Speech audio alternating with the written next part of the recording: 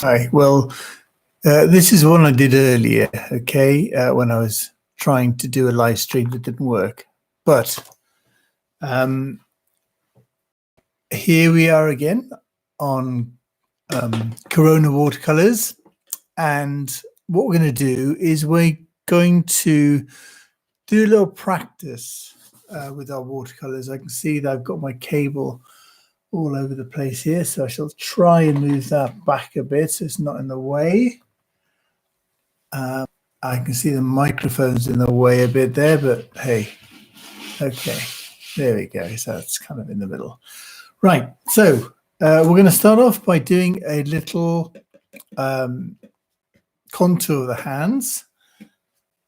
And I'm just going to use my little palette that I've got here. I think I'll use a red. Okay, so here's my hand, and I'm just going to go round it. Just doing a little contour, make it nice and wet so the water makes it flow. Okay. My left hand. Now I think I'm going to clean up my brush with a rag, stick it in some water, maybe with a blue color. So here's my right hand. Let's try that one. I'm not very good at painting with my left hand, but here we go. Not bad. Okay. So there you go. Two hands. Okay, it's not finished yet.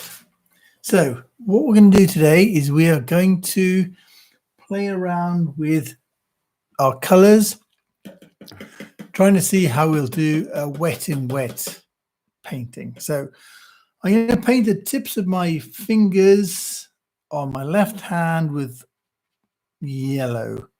Remember I told you last time about the different yellows. This one's a lemon yellow.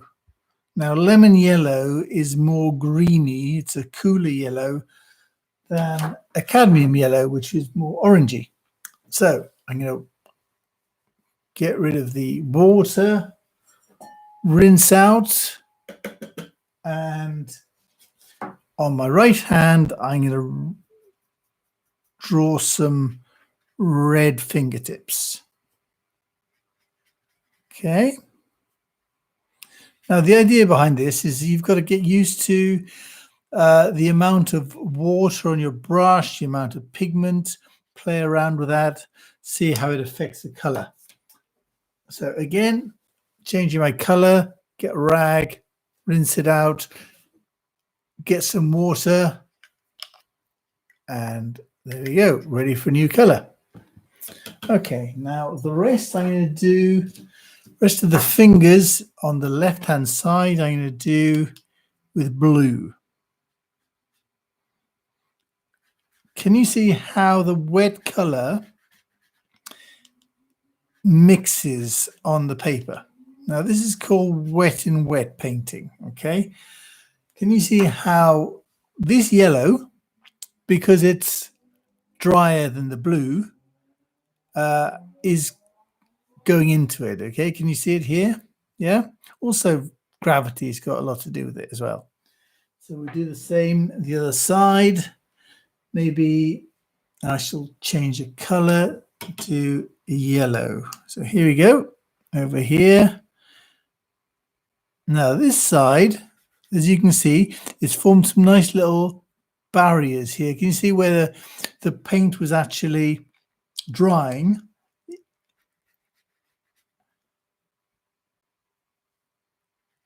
When it's actually dry, you can get little very interesting little effects.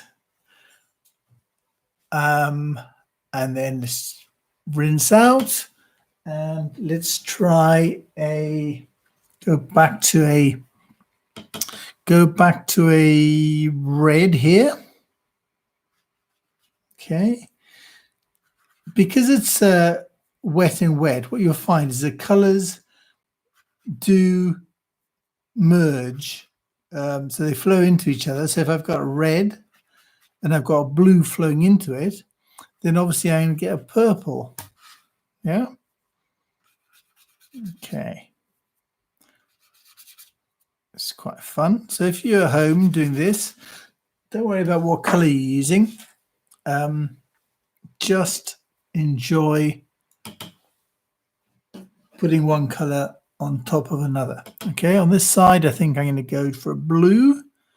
So let's do that.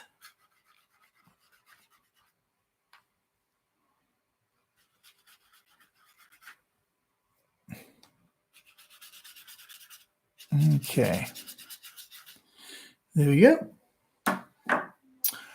So that is basically it. It's a wet and wet technique. And it's the most fun part about watercolors. Now, if I just move my camera so you can actually see me, what I'm doing. Can you see me there? I think it's easy if I just hold it, actually. Anyway, I'm very happy to have this camera. So thank you, Paul, for that. I can't actually use it very well yet, but you can see that I'm here. Yeah, okay. I couldn't actually use this camera and the camera on my laptop. So for next time, that's my learning objective, to be able to use two cameras. If anybody knows how to do it, could they please contact me and tell me? And that would be great. So I don't have to be looking at